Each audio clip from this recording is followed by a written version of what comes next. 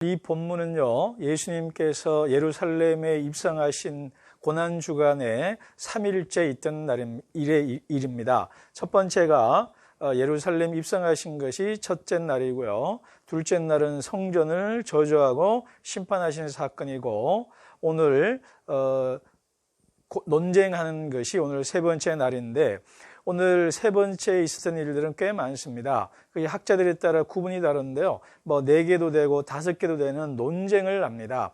오늘 첫 번째가 권위에 대한 논쟁을 하고요. 그 다음에 세금을 낼 거냐, 어떻게 할 거냐, 세금 논쟁, 그리고 사두개인들과 부활 논쟁, 그리고 서기관들과 계명에 대한 논쟁들, 그런 논쟁들이 쭉 벌어집니다. 이 모든 것이 성전을 부정하고 심판한 예수님의 행위에 대한 적대자들의 도발 행위고, 예수님에게 덫을 놓으려는 일련의 행동들입니다.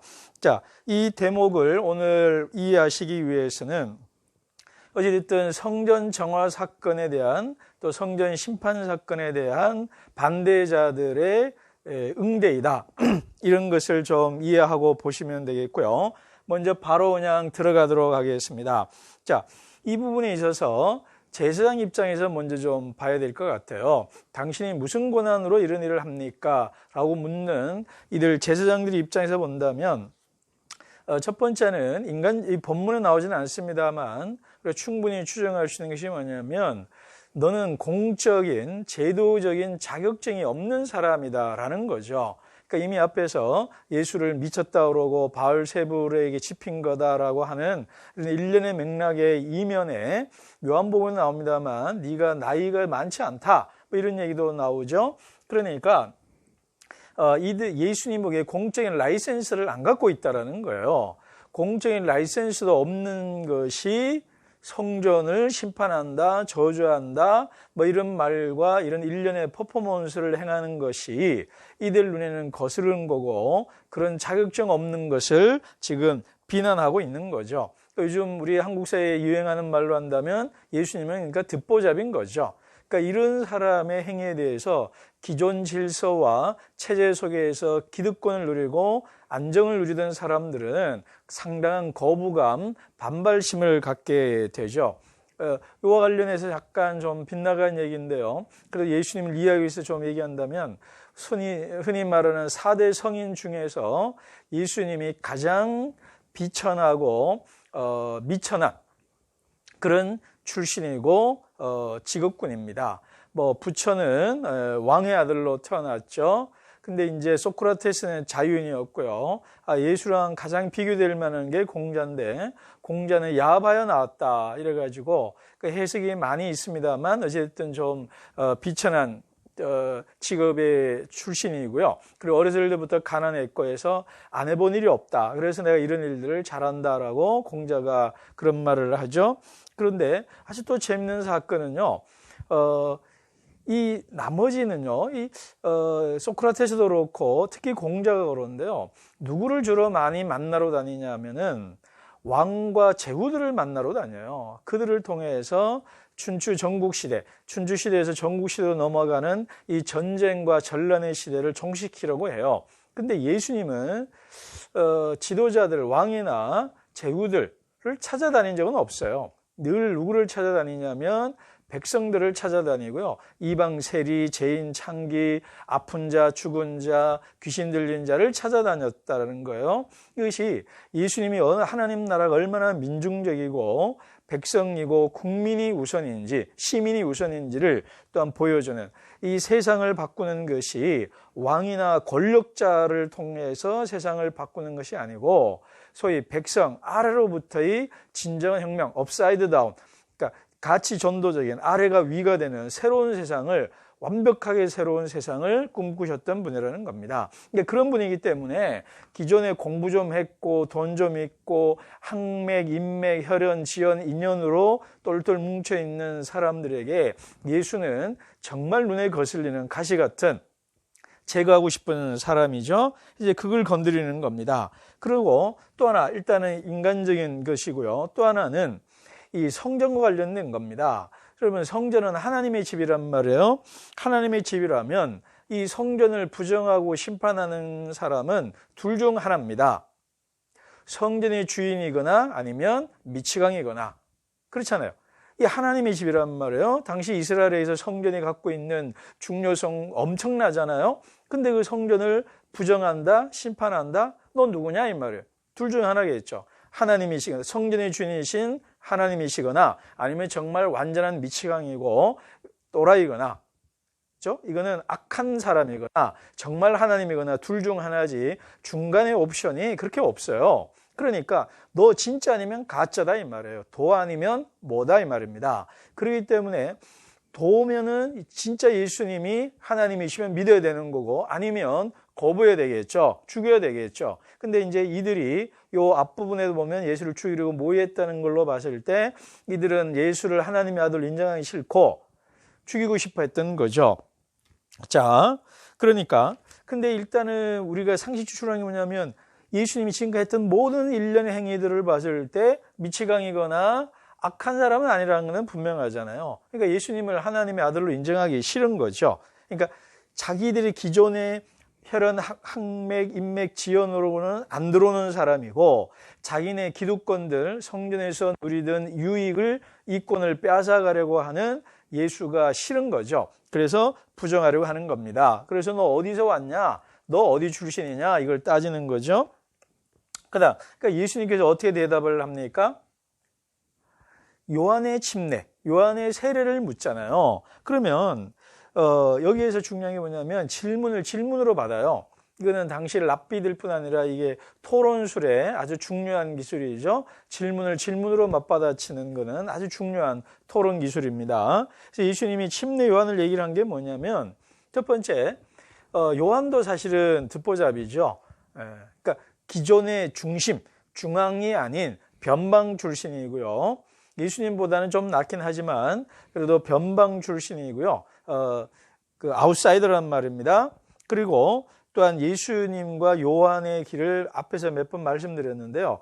요한은 예수를 미리 살고 미리 보여주는 거예요. 예수님의 운명과 길을 미리 보여주는 사람인데 요한을 인정하는 것은 예수를 인정하는 게 되고요. 요한을 부정하는 것은 예수를 부정하는 것이 되는 겁니다. 그런데 이들은 이제 딜레마에 빠지게 되는 거죠. 요한을 인정하게 되면 예수도 인정해야 되고, 그죠? 그리고 예수를 하나님의 아들로 인정해야 되는 거고, 그건 싫은 거죠. 근데 부정하자니 군중이 두려운 거고, 무리의 비난과 그 반란에 가까운, 폭동에 가까운 또 반항이 있을 거 아니에요? 그러니까 싫은 거죠. 그러니까 이들이 침묵으로 고수합니다. 자, 여기에서 이미 이들이 얼마나 속이 뒤틀렸는지 쿨하게 인정할 거 인정하지도 못하고 속이 뒤틀려 있고 비틀려 있는 인물들임을 알 수 있게 됩니다. 그 다음 예수님의 비유가 나오죠. 이제 그 예수님의 비유와 요 논쟁은 하나로 묶어야 됩니다. 그랬을 때 이 비유가 나오죠. 포도원 소장인 비유. 요거는 이사야 5장 1절에서 7절에 나오는 얘기입니다. 근데 그것을 여러분 내용에 대한 건 다 아시기 때문에 넘어갑니다. 그 이야기를 이사야 글을 예수님이 갖고 와서 살짝 바꾸세요. 그래서 이사야에서 초점은 포도원이 초점입니다. 그러니까 포도가 무슨 말이냐면 극상품 포도를 심었는데 먹지도 못한 들포도 나무가 맺어졌다 하면서 너네들은 심판받는다 라고 얘기를 해요. 그러니까 포도원이 문제예요. 포도가. 근데 예수님은 포도원이 문제가 아니다 이 말이에요. 소작인들이 문제다라는 거예요. 주인이 있고 소작인이 있잖아요. 그리고 포도원이, 그러니까 소작인을 집어넣어서 이쪽으로 살짝 초점을 변경시킵니다. 그런데 요 대목에서 몇몇 이 정치적으로 저도 읽고 있습니다만 너무 정치적으로 읽을 필요는 없을 것 같아요. 이거 가지고 당시 부재지주가 있었고 그 부재지주들이 얼마나 농민들을 착취했는지 농민들이 반란을 일으킨 거다 이래 돼버리면 이 맥락은 정치적 상황은 이해하지만 이 예수님의 비유의 맥락에서 지주는 하나님이시고, 그죠? 소작인들은 누구예요? 이런 억압받는 민중이 아니라 그 민중들을 억압하는 제사장이나 바리새인들, 율법학자들을 가리키는 거거든요. 그렇기 때문에 일단은 그런 맥락은 아니라고 보는 게 맞겠습니다. 오히려 이 본문은요, 이스라엘 역사를 일별하는 겁니다. 이스라엘의 역사 전체가 초점이 그거예요. 하나님께서 세운 사람들을 이스라엘 역사들은 시종일관 불순종했다라는 겁니다. 그게 핵심이에요.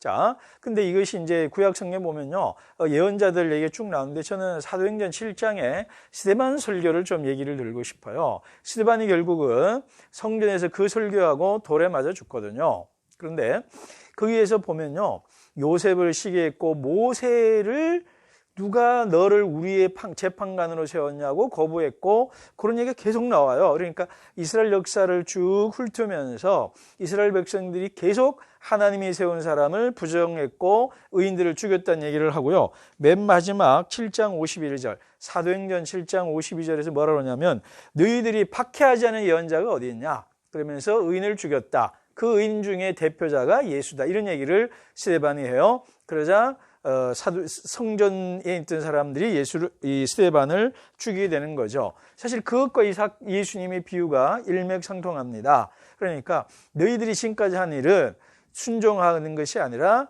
불순종해왔고, 그 불순종의 극치가 하나님이 보낸 사람을 죽이고 제거했다 이 말이에요. 그러니까 이런 걸 통해서 바로 그런 극치가 절정이 바로 너희들이다 이 말이에요. 그러니까 여기에서 이것은 상당히 의미가 있는데요. 첫 번째, 아들이신 예수님에게 먼저 본다면 나 예수에 대한 자기 이해가 들어가 있는 거예요. 여기서 본문에 보시면 아들이라고 되어 있지 않고요. 하나님이 지주가 뭐라 그러냐면 내 사랑하는 아들을 보내면이라고 되어 있어요. 그러면 사랑하는 아들이란 말을 여러분 들었을 때 마가복음을 쭉 잘 읽고 따라오셨다면 아주 특징 의미 있는 단어라는 걸 아시겠죠? 마가복음 1장 1절에서 하나님의 아들이라고 그랬고, 그 다음 1장 11절 하늘에서 음성이 들리죠. 이는 내 사랑하는 아들이여 내가 너를 기뻐하노라. 이는 내 사랑하는 아들. 그리고 변화산 위에서 예수님이 변모되었을 때 하늘에서 음성이 들리죠. 내 사랑하는 아들이라 너가 그의 말을 들어라. 이렇게 되죠. 그래서 사랑하는 아들이라는 말을 한단 말이에요, 주인이. 그러니까 예수님이 나는 내가 하나님의 사랑하는 아들, 시편 2편에 말하는 그 아들, 하나님의 아들이다 라고 얘기를 하는 거고요. 그 다음에 소작인들도 인정하는 거예요. 그러니까 소작인들도 야, 저 아들 죽이면 우리 거 되겠다 이 얘기를 한단 말이에요. 그 말은 뭐냐면 이들 마음속에, 이 제사장들 마음속에 예수가 하나님의 아들이라는 것을 인지하고 있다는 거예요. 그래서 예수가 너네들 내가 하나님의 아들인 거 알고 있지 않느냐, 그 말을 아주 훅 치고 들어간 거예요. 또는 암묵적으로 돌려치기를 장하게 한 겁니다. 너네들 알면서도 거절했다는 것은 모세다부터 해서 그들이 하나님의 사람인 줄을 알면서도 불순종했던 그 혈통이어서 너희가 바로 나에게도 내가 하나님의 아들인 줄 알면서도 부정하고 있다 하라고 그들의 민낯을, 그들의 영혼의 민낯을 그대로 드러내는 거예요. 그죠? 제가 앞에 이들이 예수님의 권위는 하나님의 성전의 주인 아니면 완전히 미치광이고 악인이다 이 말이에요. 마귀다 이 말이에요. 근데 둘 중에 하나를 선택해야 되는데 하나님의 아들로 인정하기 싫다 그랬잖아요. 근데 예수님이 그걸 그대로 드러낸 거예요. 너도 알고 있지 않냐? 이렇게 말씀하신 거고요. 자, 그러면서 사실은 예수님이 자기 운명을 예고하신 거예요. 내가 너희들에 의해서 버림받고 예루살렘 바깥에서 끌려서 죽임을 당할 것이다 라고 얘기를 해요. 그러니까 얘들 아들 얘기고 그 다음에 주인 얘기입니다. 정말 하나님이 순진한 건가요? 너무 어리석으신 건가요? 이 아들 보내면 저들이 인정해 줄 거다. 정말 하나님이 너무 순수하신 것 같아요. 왜냐하면 제가 이걸 본문 볼 때마다 세계관의 중요성을 느껴요. 어떻게 예수 하나를 보고 이렇게 저거 죽이면 우리 거 되겠다라는 소장인들과 내 아들 인정해 주겠지 않은 하나님의 생각의 이 관점의 차이가 정말 깊고도 넓어요. 메울 수가 없습니다. 그런데 이 말이 결과적으로 맞아요. 결국은 버림받아서 부활하심으로 하나님의 아들로 인정되고 모든 사람의 존경을 받고 있습니다. 저도 여러분도 예수님을 존경하죠. 자, 이런 맹대고요. 마지막으로 이제 다른 사람에게 넘기겠다. 그들은 심판을 하고 다른 사람에게 넘기겠다. 그래요. 이제 심판한다는 것이 실제로 예루살렘 성전이 AD 70년경에 유대 전쟁에 패배하면서 불타버리죠. 심판받죠. 이 제사장과 서기관들이 다 심판을 받고요. 다른 사람, 이거를 뭐 새 이스라엘이라고 그러고 교회라고 그러고 이게 대체냐 양도냐 뭐 이런 복잡한 신학적 논쟁들이 있습니다. 어찌됐든 간에 바로 하나님의 아들 성전의 주인이신 예수님을 부정한 자들은 심판을 받고 하나님의 아들 성전 주인이신 예수를 인정하는 사람들이 새로운 성전 백성이 될 거다 이 말입니다. 그러면서 예수님이 인용한 구절이 또 재미있어요. 건축자들이 버린 돌이 모퉁이 돌이 되었다라는 얘기인데요. 이게 너무 재미있습니다. 그 구절이요. 시편 118편 22, 23절인데 이게 호산나 호산나 구절 바로 앞 구절이에요. 그러니까 이 재미있죠? 예수님이 너희들이 호산나라고 외쳤는데 그 호산나 하나님의 이름으로 오시느니 다윗의 나라를 세우는 이는 바로 건축자들이 버린 돌이 되어서 비참한 죽음을 겪지만 결국은 살아나서 다윗의 나라, 하나님의 나라를 세울 거다. 이렇게 말씀하시는 거예요. 그러니까 지금 예수님은 118편을 그대로 인용하시면서 그대로 될 거다 이 말입니다. 그래서 건축자들이 누굴까요? 이게 정치적으로 본다면 로마 제국이나 헤롯이 되겠죠. 그리고 요 맥락에서 본다면 제사장들과 같은 소위 전문가들, 성전에서 기득권을 누리던 사람들이겠죠. 그들을 버린다 이 말이에요. 그들을 버렸지만 예수님 결국은 부활하고 승천하심으로써 하나님의 아들이 되시는 겁니다. 자, 이 본문에서 우리가 사실은 이 본문에서 내린 결론이 몇 가지가 있는데요. 약간 저는 좀 이 다른 복음서 거를 갖고 와가지고 좀 얘기를 해봤으면 좋겠습니다. 요한복음에도 그렇고 오늘 제가 일관 얘기한 게 뭐냐면 예수님이 성전의 주인이시라는 거예요. 성전의 주인이시기 때문에 성전을 헐고 세울 수 있는 권력과 권위와 권한을 갖고 계신다라는 거예요. 예수님이 성전의 주인이시라는 것입니다. 그렇기 때문에 오늘 이 본문에서 제사장들의 결정적 문제가 뭐냐면 사람들을 두려워한다는 얘기가 계속 나왔습니다. 사람들을 두려워한다. 나중에 빌라도도 그렇게 얘기가 나오죠. 여러분, 저는 이 본문 보면서 그 갈라디아서 1장 10절을 생각했습니다. 바울이 거기에서 내가 하나님을 기쁘게 하라, 사람을 기쁘게 하라 그래요. 근데 그 맥락이 뭐냐면 바울의 사도권을 부정하는 자들에 대항해서 바울이 하는 거예요. 나는 하나님이 세웠고 사람으로부터 온 것도 아니고 사람이 세운 것도 아니고 하나님이 세운 사도된 나 바울은이라고 갈라디아서 시작하잖아요. 그러니까 바울의 사도권 방어고 사도권 변호입니다. 그래서 사도의 사도됨은 사람에게서 온 것이 아니라 하나님에게서 왔고 하나님에게서 왔다는 증거는 뭐냐면 사람을 기쁘게 하지 아니고 하나님을 먼저 기쁘게 하는 거다라는 것이 사도됨의 증거라는 것입니다. 성전의 일꾼들이, 성전의 제사장들이, 서기관들이 그들은 하나님을 두려워하지 않아요. 하나님이 세운 사람인 줄을 예수를 알면서도 예수를 두려워하지 않습니다. 누구를 두려워해요? 사람들의 시선과 안목과 평판에 주눅들어 있고 위축되어 있다 이 말입니다. 바로 이것이 그들이 성전에 하나님이 세운 사람이 아니라는 아주 정확한 증거가 될 것입니다. 일반적인 경우에요. 뒤에도 나오지만 하나님 사랑, 이웃 사랑, 하나님을 기쁘게 하는 것, 사람을 기쁘게 하는 것 이중적이지 않고요. 배반적, 상호 모순적이지 않습니다. 그럼에도 불구하고 이것이 대립되는 시점에 왔을 때에 사람을 두려워하기보다는 하나님을 먼저 두려워하는 것으로 예수님의 행동이 나타났습니다. 그럼 오늘 초점이 이거죠. 권위죠. 예수님이 하나님의 아들이고 성전의 주인이라는 권위가 과연 어디서 오느냐라는 겁니다. 바로 사람을 두려워하지 않고 하나님을 두려워하는 것이 먼저다라는 것입니다. 그래서 자 이런 말을 할 수 있겠습니다. 사람을 사랑하지만 그들을 주인으로 삼아서 그들의 시선과 그들의 평가에 억눌리거나 굶주린 자가 되지 않는 것. 바로 그러한 사람이 되는 것이 하나님이 세운 목회자요 또 하나님의 일을 하는 리더들의 모습이다라는 것입니다. 여기 하나 더 보탠다면 마태복음은 그의 열매로 그들을 알리라고 그랬습니다. 내면에 있는 것이 밖으로 나오고 열매가 된다고 그랬습니다. 바로 이들의 열매가 무엇입니까? 결국은 AD 70년에 성전이 파괴되었죠. 그 의리의리하던 성전이 파괴되었고 사람을 두려워하더니 사람에 의해서 파괴되고 말았습니다. 그러므로 참된 성전의 권위를 인정하는 자 그리고 성전의 권위된 자는 하나님만을 두려워하고 하나님만을 주인으로 인정하는 자야 한다라는 것이 오늘 우리에게 주는 메시지입니다.